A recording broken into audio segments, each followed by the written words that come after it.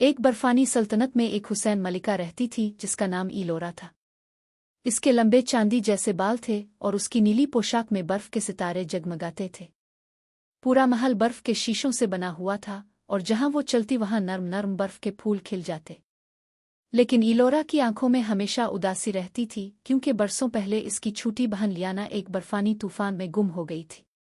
سب لوگوں نے کہا کہ وہ اب کبھی واپس نہیں آئے گی مگر ایلورا کا دل ماننے کو تیار نہ تھا۔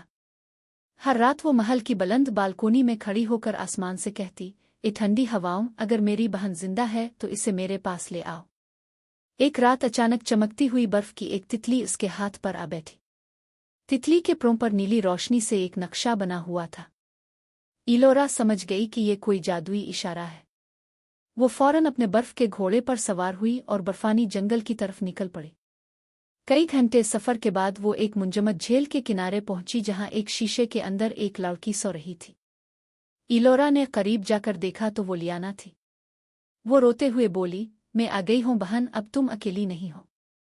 ایلورا کے آنسو جیسے ہی برف پر گرے جادو ٹوٹ گیا۔ شیشہ پگھل گیا اور لیانا نے آنکھیں کھول دے۔ دونوں بہنیں ایک دوسرے سے لپٹ کر بہت دیر تک روتی رہیں اور اسی دن سے برفانی محل میں اداسی کی جگہ خوشی نے لے لی۔